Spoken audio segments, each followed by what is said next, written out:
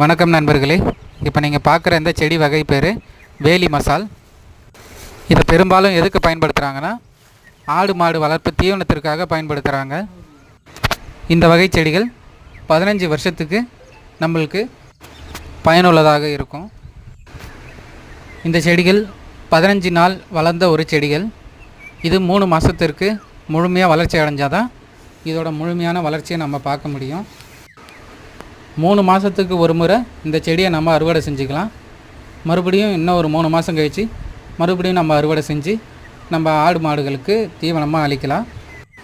இந்த வகை செடிகள் உருவாகிறதுக்கு விதைகளாக நம்ம நண்பர் ஒருத்தர் பெரம்பலூர் மாவட்டத்தில் இருக்கார்.